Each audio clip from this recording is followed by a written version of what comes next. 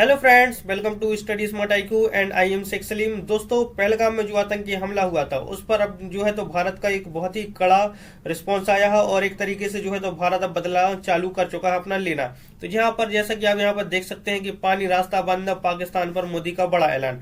तो यहाँ पर जो हमारा इंडियन सरकार है, इंडियन गवर्नमेंट है, उसने जो है तो 5 बहुत ही बड़े कदम उठाए हैं पाकिस्तान के खिलाफ। अब एक तरीके से कह सकते हैं मिलिट्री लेवल पर नहीं बट डिप्लोमेटिक लेवल पर जो है तो भारत सरकार ने 5 बड़े कदम उठाए। जैसा कि आप यहाँ पर देख सकते हैं, India suspends Indus border treaty, shuts Attari border in strong response to Pakistan. तो जो भारत है तो उसने जो इंडोस बॉर्डर ट्रीटी जो कि 1960 के समय पर हुई थी, दशकों से चली आ रही, उसको भी यहाँ पर खत्म करने की बात कर दी गई है। और जो यहाँ पर आप देख सकते हैं कि जो अटारी बाघा अटारी बॉर्डर है उसको भी बंद करने की भी बात की गई है। तो हम यहाँ पर सब कुछ जानेंगे कि कौन कौन सी जो रिस्पॉन्स है, कदम उठाए गए हैं भारत सरकार के द्वारा, उनको हम यहाँ पर डिस्कस करेंगे। और एक चीज लेट मी टेल यू, ये ऐसे स्टेप्स हैं जो आज तक कभी पहले नहीं उठाए गए। इनफैक्ट हमारे बीच में युद्ध भी हो चुके हैं भारत और पाकिस्तान के, तब भी ऐसे कदमों को कभी नहीं उठाया गया। तो चलिए हम इसको अब जानते हैं कि जानना जरूरी है कि क्या है। तो देखिए, सबसे पहले हम यहाँ पर देखेंगे कि आखिर मामला क्या बनता है यहाँ पर। चलिए, तो क्या है मामला। तो सबसे पहले जो राष्ट्रीय सुरक्षा पर निर्णय लेने वाली देश की सर्वोच्च संस्था सुरक्षा मामलों की कैबिनेट समिति सीसीएस ने जम्मू कश्मीर में के पहलगाम में हुई नृशंस आतंकवादी हमले की जांच के में सामने आए सीमा पार संबंधों को लेकर पाकिस्तान के खिलाफ कुछ सख्त और दंडात्मक कदम उठाए। जैसे कि मैंने बताया, इन्होंने जो है तो 5 बड़े कदम उठाए गए हैं हमारी इंडियन गवर्नमेंट के द्वारा। 5 बड़े कदम उठाए गए, तो इन सारे के सारे 5 कदम को जानेंगे। और इस हमला जो हुआ था, तो इस हमले में अभी 26, लेकिन जब मैं कई जगहों पर जो है तो 28 लोगों को भी बताया जा रहा है कि 28 लोगों की जो है यहाँ पर हत्या कर दी गई थी। चलिए आगे देखते हैं। तो आगे, सबसे साहसिक कदम, पाकिस्तान के साथ दशकों पुरानी सिंधु जल को अनिश्चित काल के लिए निलंबित करता है। तो सिंधु जल ट्रीटी आप सभी को पता होगा, जो कि 1960 के समय पर हुई थी। सिंधु जल समझौता 1960 में हुआ था पाकिस्तान और इंडिया की तरफ से, और इंडिया एंड पाकिस्तान के बीच में। और इसको जो करवाया था, तो इसको किसने, ये इसको वर्ल्ड बैंक ने जो है इसको वर्ल्ड बैंक ने इसको करवाया था। इसके साथ ही सिंधु नदी और इसकी सहायक नदी जैसे झेलम, चिनाब, रावी, ब्यास, सतलुज से पानी की आपूर्ति बंद हो जाएगी। ये नदियां पाकिस्तान के लिए पानी की आपूर्ति हैं और उस देश के करोड़ों लोगों को प्रभावित करती हैं। आगे हम ये भी जानेंगे कि इससे पाकिस्तान को क्या प्रभाव पड़ेगा। अब यहाँ पर एक चीज और दिखाता हूं मैं आपको, ये देखिए। तो जो 1960 का इंडोस बॉर्डर ट्रीटी हुई थी, ठीक है, तो इसके तहत देखिए जो वेस्टर्न रिवर्स हैं, वेस्टर्न रिवर्स यहाँ पर जो ग्रीन दिख रहे हैं, इंडोस, झेलम एंड चिनाब रिवर, तो इनका जो कंट्रोल है किसके पास, इनका पाकिस्तान के पास था। और जो ईस्टर्न रिवर्स थी इंडिया के कंट्रोल में थी, जैसे रावी, ब्यास और सतलुज का जो कंट्रोल है तो ये इंडिया के पास था। अब यहाँ पर जो कदम उठाए गए हैं हम उनको भी देखेंगे।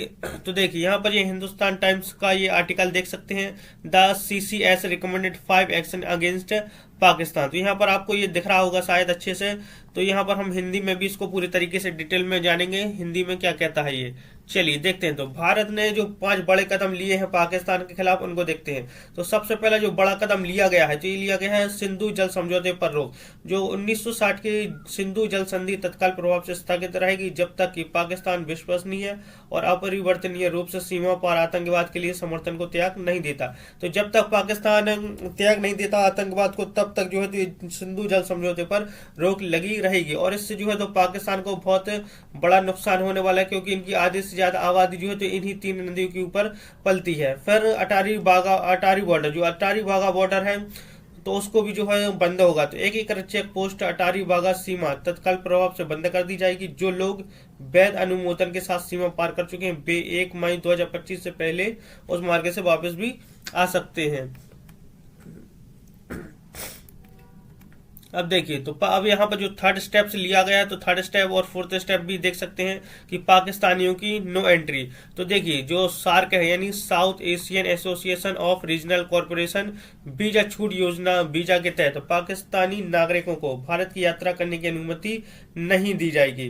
पाकिस्तानी नागरिकों को अतीत में जारी किए गए किसी भी SVSE वीजा को रद्द माना जाएगा। SVE ऐसे वीजा के तहत भारत में मौजूद किसी भी पाकिस्तानी नागरिक के पास है भारत छोड़ने के लिए 48 घंटे। तो यहाँ पर 48 घंटे का अल्टीमेट दे दिया गया है। एक तरीके से आप कह सकते हैं कि पाकिस्तान के जो भी व्यक्ति हैं, लोग हैं यहाँ पर जो है, तो यहाँ पर इंडिया में है तो वो 48 घंटे में जो है तो इंडिया को छोड़कर चले जाए। फिर इसके बाद दूतावास में भी कम होंगे स्टाफ। तो जो हमारी एम्बेसीज हैं वहां पर, जैसे नई दिल्ली है तो नई दिल्ली की जो एम्बेसीज हैं, नई दिल्ली में जो पाकिस्तान की एम्बेसी, क्या पाकिस्तान की जो एम्बेसी है, इनमें भी यहाँ पर जो है तो इनको कम किया जाएगा। जैसे सैन्य अधिकारी, नौसेना और वायु सलाहकारों को अवांछित व्यक्ति घोषित किया गया है, उनके पास भारत छोड़ने के लिए 1 सप्ताह का समय है।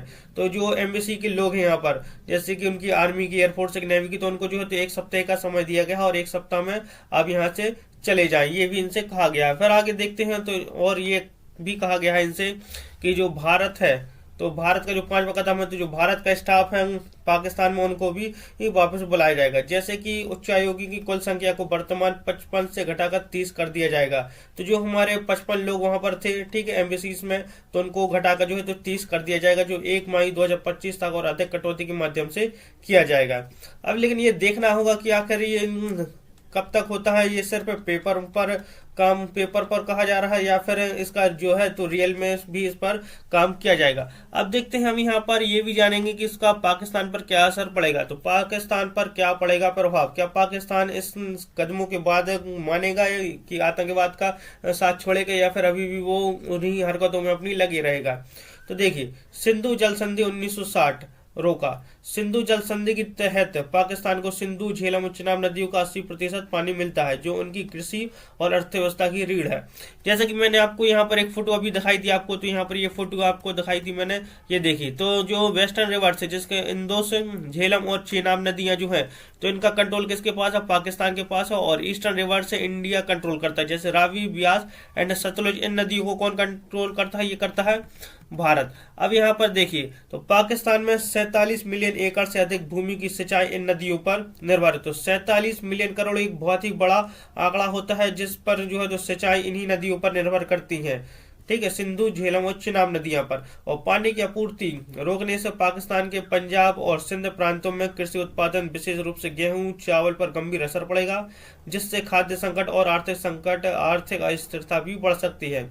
और यह तरीके से आप कह सकते हैं कि जो भारत है, तो भारत ने पानी के सर्जिकल स्ट्राइक के रूप में ये देखा जा सकता है। अब ये देखना होगा कि पाकिस्तान इस पर क्या करता है, पाकिस्तान क्या करेगा इस पर। ये बहुत बड़ा रिस्पॉन्स होगा, क्योंकि पाकिस्तान जो है तो एक ऐसा देश है जो मानने वाला नहीं, क्योंकि यहाँ के जो पॉलिटिशियंस हैं, लोग हैं, ये थोड़े दिमाग से पैदल लोग होंगे। और यहाँ पर जो आतंकवादी है, जो टेरर अटैक किया था, ये तो बहुत ही खराब था।